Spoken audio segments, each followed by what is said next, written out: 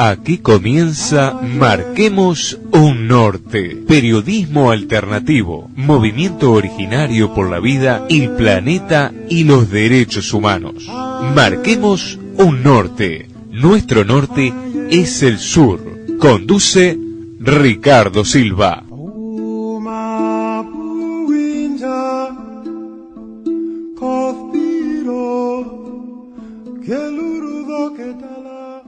Muy buenas noches para todos. Aquí estamos nuevamente para invitarlos a que marquemos un norte con la referencia que nuestro norte es el sur. En el programa de hoy trataremos mucha información y situaciones increíbles. Comenzaremos con los zoológicos humanos de los pueblos originarios. Recuerdo del 1 de agosto de 2010, originario en Bella Unión, el Día de la Pachamama. Deuda de Europa con América.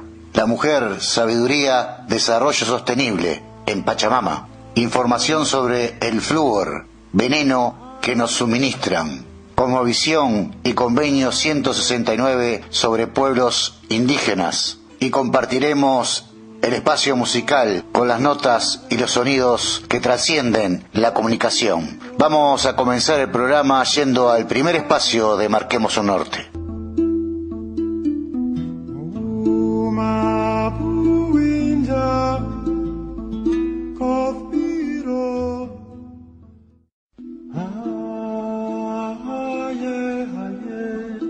Pueblos originarios, los merecedores de estas tierras.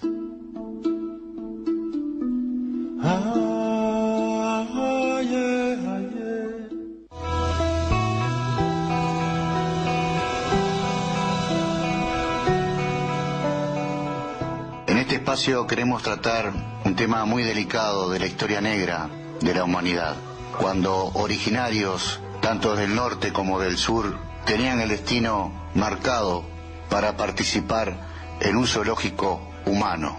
Fundacionales de la construcción de los imperios coloniales y en concomitancia con los desarrollos de la antropología física dentro de marcos evolucionistas y racistas en el siglo XIX, se crearon en Europa zoológicos humanos. Seres humanos de distintos lugares del mundo fueron expuestos como espectáculo en condiciones degradantes. Seres humanos animalizados por presentar lo diferente, por portar valores que no respondían a lo que la vieja Europa constituía la civilización, y póngale en buenas comillas. Este cruel destino lo sufrieron charrúas, inuit, cahuescas, selkman, mapuches, tehuelches.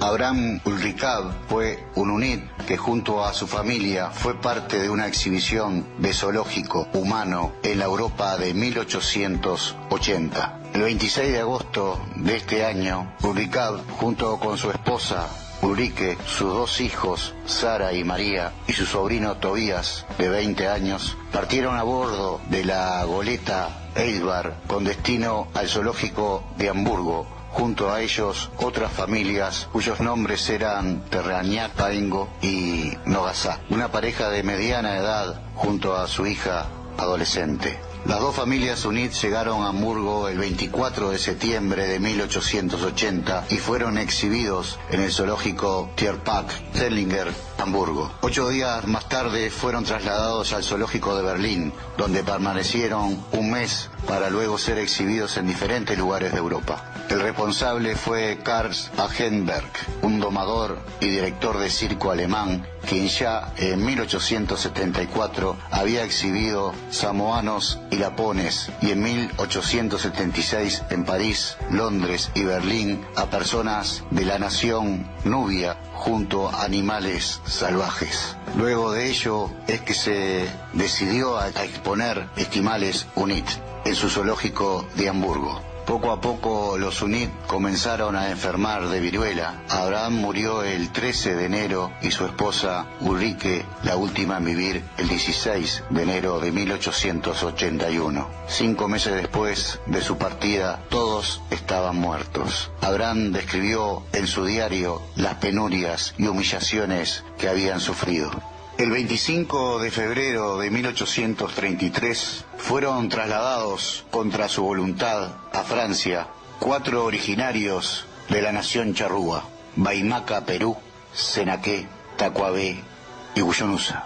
Los charrúas fueron cedidos por François de Curiel, el responsable de su traslado forzoso, a un circo para su exhibición. Es así que fueron trasladados como si fueran animales, obligados a comer carne cruda y vivir en forma indigna, sometidos por la fuerza.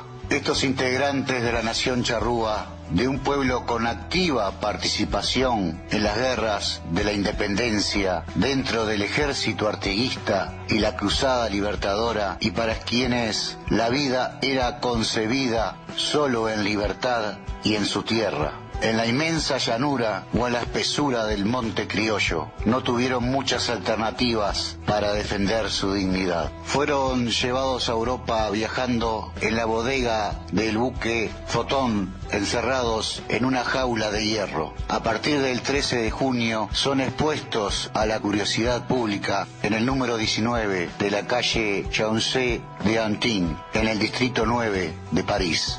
Allí se recrea un supuesto ambiente natural y con el objeto de darle mayor sensacionalismo a la representación se los obliga a comer carne cruda, alimentándolos solo cuando concurría el público.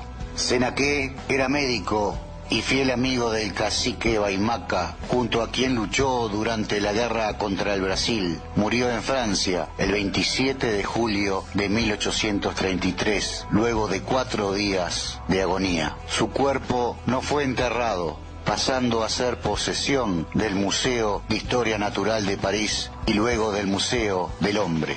A fines de 1833, el cacique Baimaca Perú sigue la suerte de Senaqué. Baimaca había sido soldado del general Artigas. Tampoco se le dio entierro. Sus restos fueron expuestos primero en el Museo de Historia Natural y luego en el Museo del Hombre de París, hasta ser repatriado al Uruguay en el año 2002.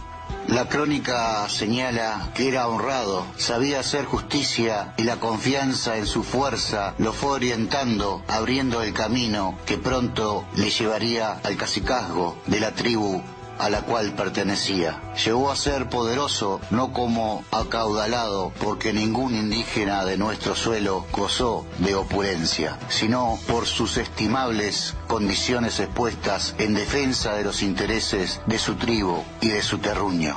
De los 4 charrúas llevados a Francia, 2 de ellos, Tacuabé y Huyunusa, eran los más jóvenes. Laureano Tacuabé Martínez había nacido en Paysandú el 14 de julio de 1809. Tenía 23 años cuando llegó a Francia y, al igual que sus compañeros, fue exhibido y obligado a trabajar en circos. Dejó en la historia su música con su arco, similar al arco que usaban con las flechas, pero él hacía música ayudado de una rama y de la boca. En el día de hoy hay varios hinchalaces que recrean el arco de Tacuabé, como Francisco y Ciro, hermanos a cual quiero mucho. También dejó en la historia las cartas, que eran similar a las españolas, pero estas cartas de Tacuabé eran 30 y la simbología era charrúa.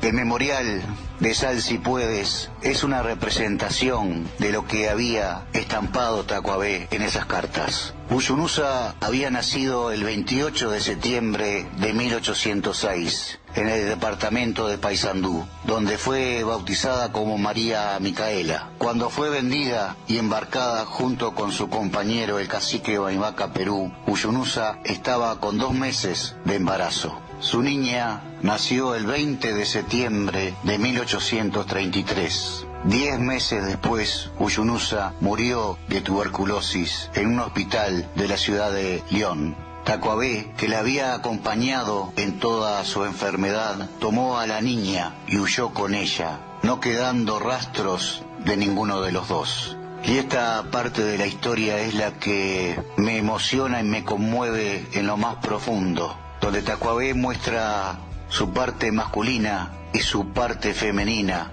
asumiendo paternidad y maternidad y lo hermoso de pasar a ser inmortal, porque nadie supo más nada de ellos, como que la historia dice que no murió.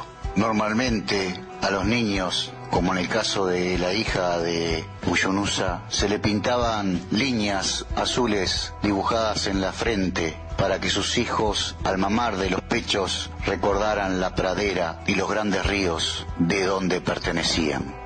Los restos de Baimaca, Perú, fueron repatriados al Uruguay en el año 2002, con el esfuerzo incansable, con una dedicación, con el amor más profundo a nuestros abuelos, por muchos hinchalaces aquí en Uruguay. Quizás varios de esos nombres quedaron anónimos, como suele ser la cosmovisión de nuestros charrúas, apostando a la tribu, apostando a la nación, no al individuo. Tacuabé y Uyunusa y su hija me inspira una ternura entrañable de su historia, de un sentimiento muy profundo. Por eso en Marquemos un Norte, en nuestra portada, está el rostro de Tacuabé, que simboliza la inmortalidad, que nadie sabe qué pasó con él, cuál fue su destino, y en definitiva la historia nunca dice que murió. El destino final de Tacuabé y la hija de Uyunusa ha dado orígenes a muchas suposiciones. Tal vez la más llamativa es la que liga al conocido político Mitterrand como un descendiente de la pequeña charrúa. Hay muchas cosas y datos en la historia que unen a Francia con Uruguay, y antes que fuera un país, República Oriental del Uruguay, para saber que nosotros existimos como descendientes charrúa, por más que se nos quiera invisibilizar, por más que muchas partes del Estado uruguayo no nos reconozca como tales. Aquí estamos y vamos a recordar la historia y vamos a pelear por la actual, por el convenio 169 y por reivindicaciones históricas y de territorio que nos pertenecen. Un dato histórico de aquella Francia y el Uruguay es que en diciembre de 1918, por decreto, el gobierno de Baltasar Brum decide lanzar un empréstito para suscribir las obligaciones emitidas por Francia durante la guerra. El Banco de la República Oriental del Uruguay adelanta al gobierno de la República Francesa la suma de 15 millones de pesos de oro, equivalente hoy a varios millones de euros. Y por otra parte, Uruguay envía a Francia en alimentos, cueros, materiales de hospital, etc. En 1920 la deuda es condonada para ayudar a Francia a restablecerse. Luego de la declaración de independencia en 1830, el primer tratado de inmigración internacional fue firmado con Francia en 1834. La inmigración francesa fue superior a la española y a la italiana.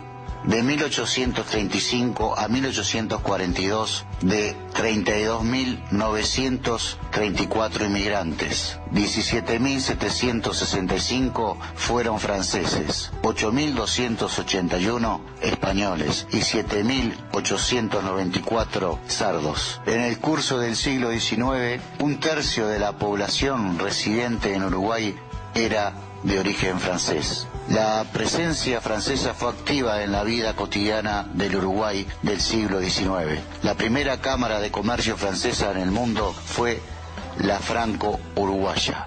Los franceses jugaron un rol decisivo en el inicio y la conducción de la guerra civil en Uruguay en 1834-1851. Los hechos históricos son al origen de la guerra. Por un lado, la política de independencia nacional del presidente Oribe, descendiente de la familia del Cid Campeador y de Alfonso VI. Por otro, las rivalidades entre Francia y Juan Manuel de Rosas, el gobernador de la provincia de Buenos Aires. Y así podemos seguir de estos lazos históricos, muchos que dan pena y tristeza por las desgracias humanas acontecidos en esa época. La nación charrúa está viva y lucha en el que hoy es el país de la República Oriental del Uruguay.